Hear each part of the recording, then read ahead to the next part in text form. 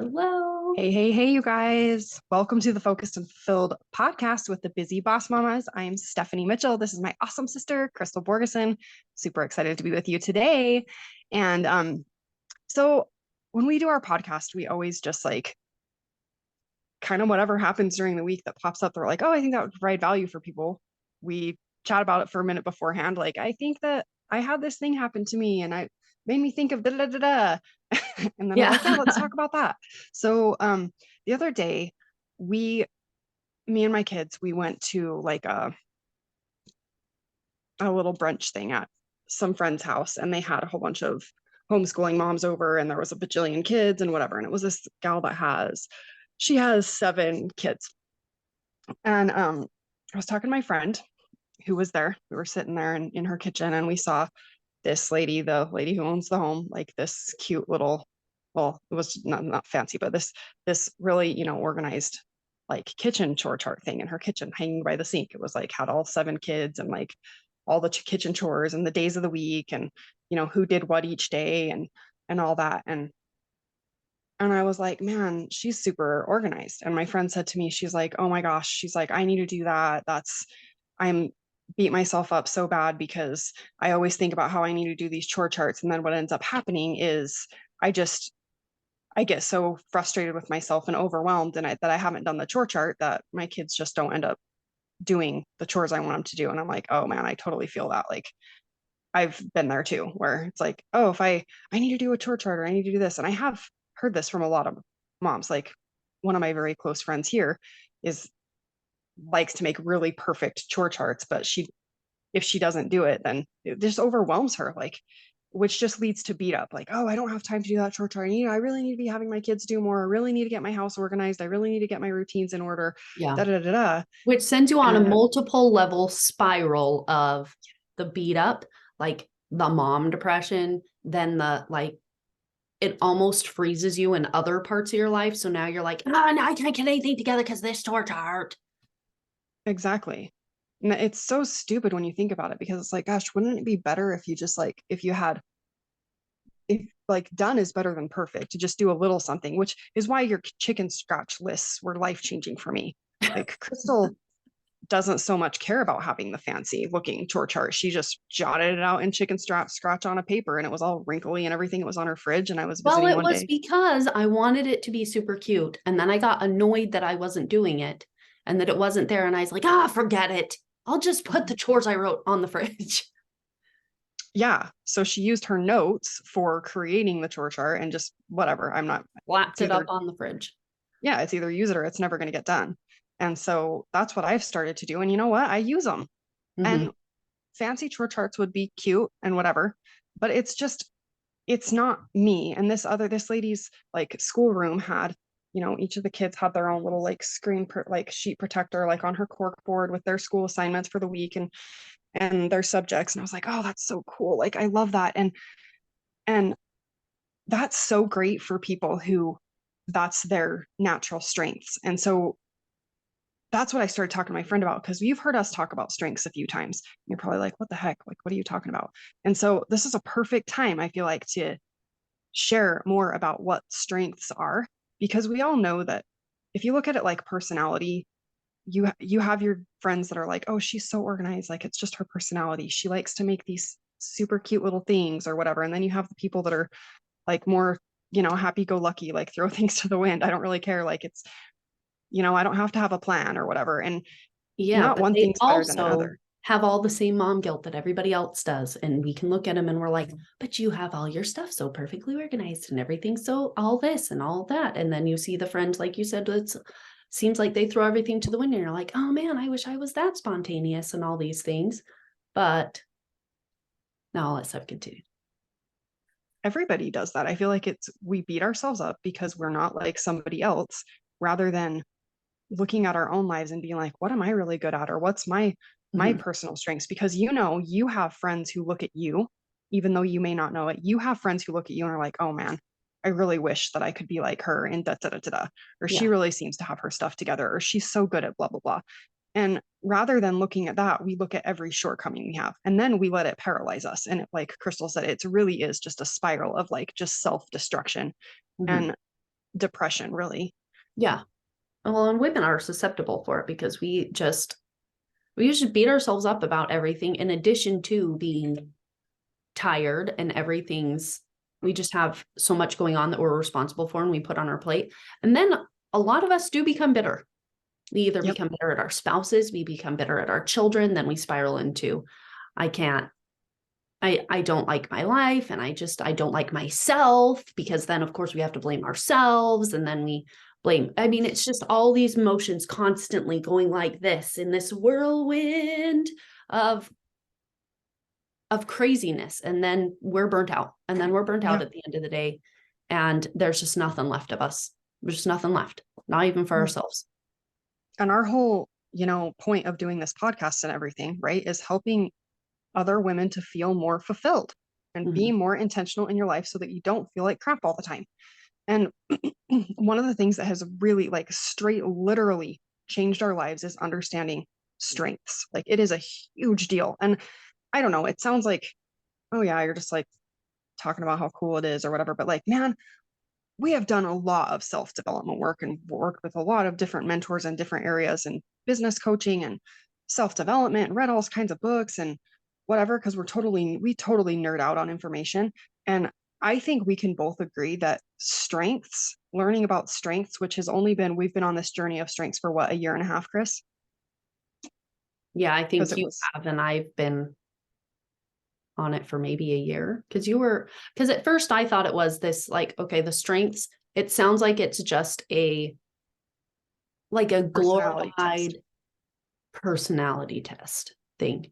But then, because I like information and stuff likes information, and I'm not cool with when people talk about their personality tests, I'm an A2 Delta, I'm a sanguine, I'm a sleepy, I don't like people introvert, but and all these things are thrown out all the time. I'm like, okay, so you really needed a paper to tell you that you didn't like going outside, or you I weren't love you so into. much. Yeah, it's true. Like you really needed a paper to tell you that you didn't enjoy sitting down. Like when you're tired and burnt out, you'd rather hang out by yourself and rejuvenate yourself, as opposed to going out and hang out with your girlfriends. I'm not always necessarily the most self-aware person, but I can tell you where in the spectrum. It's not, I don't go out and about to feel. When I'm overwhelmed, I'm not like, let me call my girlfriends out and let's go outside. I'm like, let me sit in my bedroom by myself in the dark, in the quiet. Like, Yeah. leave me alone. Uh, so I always just was kind of like, okay, so I don't know what this is. But then Steph introduced me to the strengths. She introduces me to everything, and I'm always like, I don't like that. And then I jump on board 100%. But Well, it really because when I talked to our strengths mentor that I met, like it was earth shattering to me. yeah, because it's not your personality. It's not a personality test. It's a very in-depth, timed test that tells you what you're good at. The guy who invented it, the psychiatrist who came up with it, was tired of the whole realm of psychology just looking at what the heck's wrong with everybody. What's wrong with you? What's wrong with you? He wanted to look at it from a positive aspect. What drives you? What motivates you? What inspires an individual person? Like, what is it about you that inspires you to do stuff? What are the positives in your life? Like, Yeah. what What is are your the positive? So, natural ways that you think, feel, and behave that motivate you to take action? And yeah, not just take action, but take near action and love to it. take near perfect action. Yes, for you, because near perfect action is different for everybody. So, what is it that inspires you to do stuff? And when you do it, you come away going, yes, I feel so good. Like, I loved that interaction. I loved the way that it felt when I completed this. And so I thought that was so cool because it really has opened me up. So when people are like, oh, I'm depressed, or I don't get stuff done, or I'm not doing these, it really comes down to because we aren't acting and doing things from where we're naturally inclined. and where it really fulfills us and drives us and wants us to do these things. Right. Can I like delve into a little bit of the background of like the studies behind the strengths just because it's Yes. nerdy and Yes. just for a second, I won't like go on too long, but okay. So the psychiatrist that she's talking about it's Don Clifton, and he developed the Clifton Strengths Finder assessment. And And Fortune 500 companies use it. yeah, like most Fortune 500 companies use it. So you know the company Gallup, like you've probably heard of like the Gallup polls. That's the company. They are the largest, they've done the most like whatever research or studies on people in the world, on people's behavior and people's performance, high performance people. So most, Fortune 500 companies will use the Clifton Strengths Finder assessment for their employees to help drive performance, because basically Don Clifton's idea was like, let's stop focusing on, like, most people think I have XYZ failure, like these are my weaknesses. We all can quickly say like, what are your weaknesses? Like, oh well, I'm not very organized, or I struggle with XYZ thing. We I easily can talk about procrastinate. weaknesses. I'm messy, or Mm-hmm. Yeah, like whatever. And so most of the time the world would think about like, okay, well, I need to fix my weaknesses. It's the same idea when your kids bring home their report card and they have 4 A's, and then in math they have a D. What are you going to focus on? Are you going to be like, oh, you have an A in art, let's have you do more art? Or are you going to be like, oh, you're good in art, you really struggle in math though, so what you need to do is you need to go and you need to work on more math? That's what most people would do. yeah, But you Don got to fix the Clifton, problem. yeah, realized like, no, people, we all are different and we have different things that motivate us and different natural talents. And so wouldn't it be better if you have a child who's really good at art to help them to develop that strength and put their time and energy into developing something to be magnificent than it would be to drill in like, oh, you suck at math and you really need to work harder at it. And so that wasn't just an idea. They put this idea to the test to see like, okay, do people develop better when we work on what they're already good at? Or do people perform better when we really help them to try to be better at what they're not good at? So they did, among many other tests, lots of like research on studying this, but one of them that was just mind-blowing to me was they did this speed reading study to see like, okay, they took people who were weak readers and people who were really good readers, and they tested their words per minute before the test, right? And then they put them all through a speed reading course and then retested them. And then they asked, what they were looking for was like, okay, who improves the most? Do people who are fast readers increase their words per minute by a higher percentage, or the people who struggled with reading increase by a higher percentage? And I wish I would have like thought to write down these numbers, but it was like shocking, mind blowing, the results. Like it wasn't just, I think that most people would guess, well, people who are already good readers only have so much room to improve. So probably the people who are slow readers would have a bigger improvement. It was exactly the opposite, and not by just a little bit. It was an insane amount of improvement that the people who were already good at reading increased their reading speed by like hundreds of percentages. Like it's not even funny. Wow. I didn't read Like that study.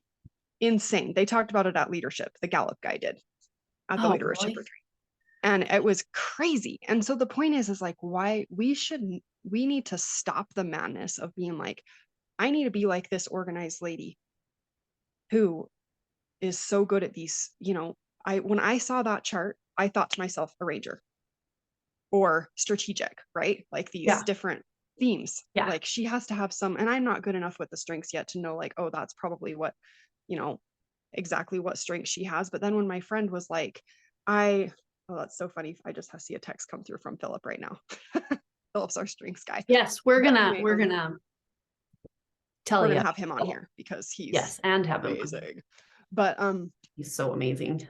when my friend was like, yeah, I just can't do that, I'm like, okay, you need to learn what your strengths are and stop feeling like you need to be like this other person. So now I recognize when I see people who have these different strengths, I'm like, that is so cool, and so cool that this lady has been able to utilize her strengths in a way that works for her.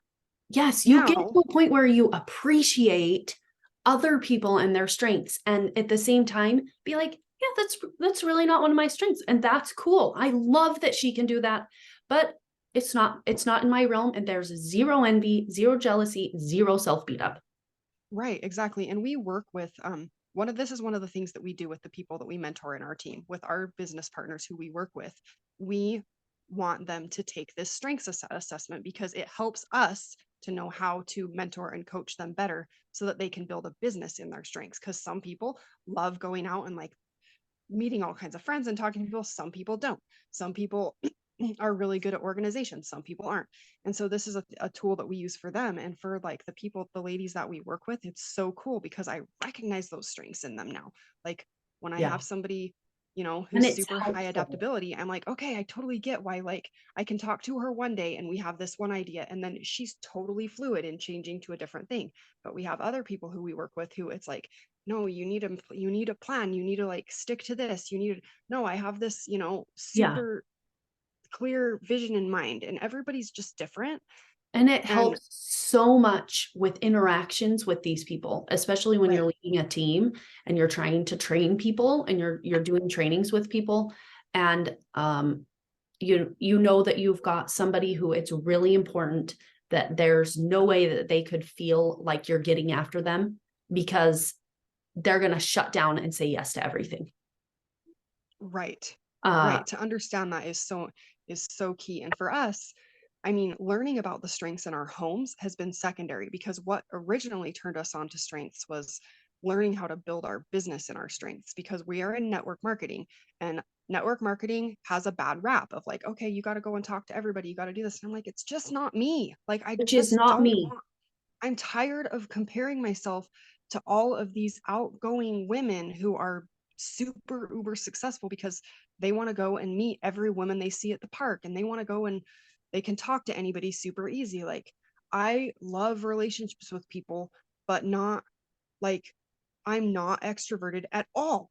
And Yeah. so Well, and one of it my issues is I'm like, I don't want to make friends with everybody. I don't want to how am I going to have a team with thousands of people? And I don't want to have that. I can't handle thousands of friends.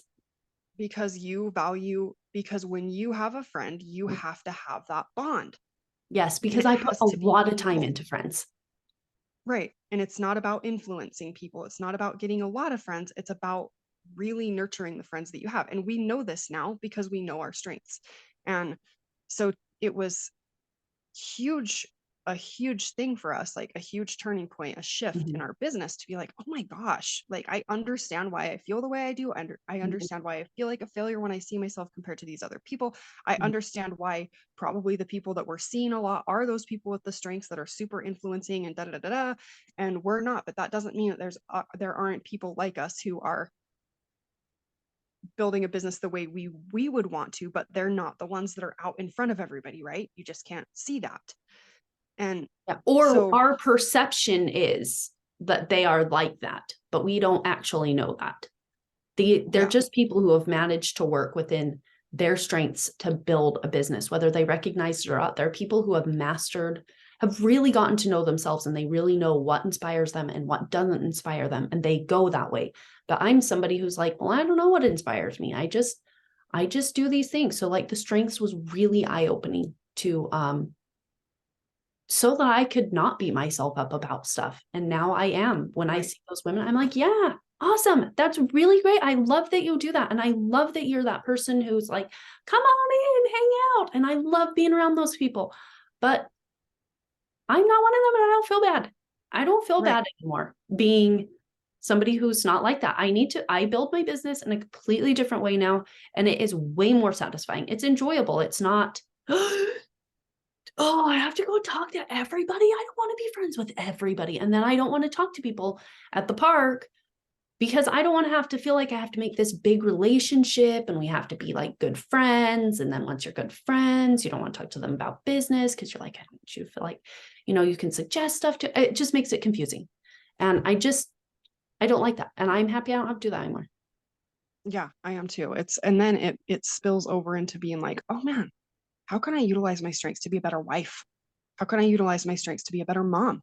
How can Yeah. I utilize my kids' strengths to understand why they behave the way they do and why they naturally act the way they do and what drives them and what motivates them?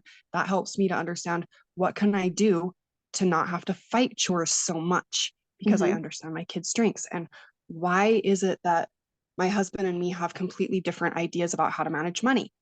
Yeah. Because his strengths are way different than mine. Yeah. Or just little arguments. I've had Yeah. strange little arguments with my husband for, we've been married 15, almost 16 years. And I mean, sometimes we'd have arguments where I'm like, why are we arguing? What did I say that made you argue? And it turns out that I am a problem solver. I like to solve problems. So if he calls me and he's telling me about his day and he's telling me some problem or something that happened, I say stuff like, oh, well, you could do this and you need to do that. And this would really help with that and all this. And he is, what is it called? An arranger. He already has plans for how he's going to fix it. And so it ticks him off when I come and try and solve his problems because he already has a plan and I'm throwing his plan off. He just That's wants so to fun. gripe It's about so it. funny to recognize that. And then I'm like, okay, I'll stop. I am not trying to change your plans. I was just suggesting, and it's helped with our relationship with our mom. oh man. I didn't Yeah. even like, I understand my mom in ways I never understood her before. And it's really, sometimes she would say things and I'm like, are you making little digs? Like, is that a little dig? And no, come to find out, it's her way of really interacting and letting us know that uh the way she's proud of us and stuff. Yeah, it's interesting. It's really interesting. And um it's funny because you realize that your greatest strengths can cause you problems if you don't learn how to put walls around them, which is what we're working on Oh yeah. now. We're working on putting walls around the strengths that naturally like to like take over and kind of like cause us problems. So like Yeah. Philip, our strengths mentor, he's like a wizard when it comes to strengths and coaching people in their strengths. Like He's got to when I get. first time I talked to him, I felt like he was a fortune teller or something. I was Me like, this is too. weird. He can tell you how you feel about stuff. Fortune tellers don't tell you how you feel about stuff. They just like tell you your future and whatnot. Uh, and I've never gone to a fortune teller. I'm not into that. But it Yeah, was it like was going to a future fortune teller it's because crazy because you're like, oh my gosh, you're in my brain. And I had yeah, never met him. It was the first time I talked to him, but he looked at my strengths report. He understands the strengths so well. And here's a fun fact. Okay. So the Clifton Strengths Finder is a assessment that basically there's 34 different strengths themes. And um it you have to answer a bunch of questions about like the way that you behave or feel about certain situations, and it like even times how long it takes you to answer the question, because certain questions are like, oh yeah, that's totally me, and then other ones are like, I don't know, is that me or is it more this or whatever. And so it like times that, and that's how it determines like how strong different themes are. And you can take the strengths assessment, like say you take it and you're like, the first time I saw mine, I was like, I don't know about that. I don't know if that's really true. yeah, But Philip says that like what they've shown is even if you like try to retake the test or you take it years down the road, it's like there might be a couple little like switcheroos in your strengths order, but it's the same. Like, yeah, so it doesn't change. It really is yeah. who you're wired to be. So I'm He's like, well, coached it's who people who God are made like, you to but be. I want to be this. And so I'm going to do this to be that. And he's Yeah. like, okay, I guess you can. And it might move up the list like one slot. Yeah, it's crazy. And the likelihood of you having the first five strengths in the same order as someone else, the exact same five strength themes in the same order as someone else is 1 in 34 million. The likelihood of you having the same 34 strengths in the same order is 1 in something intismal something. In other words, like there will never Like a ever be, strength. nor has there ever been a person that has lived on this earth that has the same 34 strengths as you listed in the same exact order. Isn't that Mhm. crazy? So I'm like, It is dude, crazy. like God made us all so individually unique, and we all have a different way that we think, feel, and behave. We all have a different order of these strengths. So anyway, we encourage you to take the Clifton Strengths Finder assessment. It's amazing. You can get it at gallup.com, and we'll put a link to it in the description, like in on YouTube, and then in the Podbean, um, Yeah. our podcast page on Podbean. And you can go check it out. But also, Don Clifton wrote several books. They're all on Gallup.com, or you can get them on Audible or Amazon or whatever. But I just read a strengths-based parenting, which was mind blowing. Like, it was so good. And the books explain all the different themes. And this strengths-based parenting one tells you how to like kind of start spotting the strengths in your kids and what motivates them. And anytime you buy any of Don Clifton's books, the strengths books, they give you a free like a code to go redeem to take the assessment to find your top 5 strengths. Yeah. So And it's not the full 34. Cool. Huh? I said, and the kid test is cool. Yeah, it is cool. So I've done the strengths assessment with one of my kids I'm working on. Like, I need to get it for all of them, but they suggest super cool. 10 or up, just so everybody knows. So if you're looking at your 8-year-old, probably not them. Yeah, but the strengths-based parenting book tells you how to start strengths spotting. So I'm starting to understand, like, one of the things that I can't stand about my 8-year-old, I'm starting to, like, when I read that book, I was like, I get it. Like, he's a future thinker. Like, so the constant questions about what we're doing later today is like him just thinking about the future, which changes the way that I respond to him. And like, okay, let's talk to him about what the day's going to look like. And maybe he won't badger me with a million questions. Yeah. Yeah. Constantly. So, and he's some kind of problem solver too, because her 8-year-old constantly, you tell him why you can't do something, and he's got to come up with a plan about how you're going to figure out how you're going to do it. Always. He's some kind of he's either likes arranging his day, or he likes to solve the dang problems about his future that he sees that he wants. Right. And it's interesting because it helps me to understand, like, okay, I need to learn how to build that up into a strength rather than try and suppress that and make him feel guilty about it, or give him any like negative thought patterns about what really is his natural strengths, because those things will serve him better in his life if he learns how to use them and if they're developed. Because a strength, and he appreciates them. Yeah, they don't actually become strengths until you actually work on them. So it's what's the formula? Talent times time and investment in time or something equals a strength. I can't remember. Yeah, I think so. Basically, you learn what your natural talents are. You have to work on them. Yeah. Otherwise, it's there. And quite honestly, they are the reason we get stuff done. And they are also the reason we fail at stuff. One of Steph's, her highest strength is responsibility. Amazing strength. You know how many people dream of having like responsibilities, your number one strength? It's the one she hates the most. I hate it the most. She hates it the most because Steph is the person who, you ask her to do something, she takes it on and she feels responsible to fix it. She's the type of person employers probably love having. They love having her around. She's always been amazing at stuff. You can count on Steph. Everybody can count on Steph, but the problem is everybody can count on Steph. And Steph feels responsible to take on everybody's everything. And people are more than willing, especially in the family, to dump junk on her. Well, yeah. And then one of my other top 5 is empathy. So then I feel responsible for everybody else's feelings, which is really emotionally draining. So it's just learning how to manage those things and recognizing them in myself. And it's made me a lot happier and satisfied and fulfilled of a person. So we want that for you too. So check it out. And if you want help with like understanding it, or you're like, wait a second, what did you say about blah? Email us at support@busybossmama.com. We'd love to like help you on this journey. And we will have Philip on this podcast as a regular guest because he's amazing. Yes. But we just wanted to give you a little bit of a taste of that. We probably vomited all over you, but you got to check it out. Probably I know. The best thing is just get a book. Yeah. Get a book, check it out, get your strengths assessment done. And then you can, if you're an input person like I am, you can find all kinds of information about it.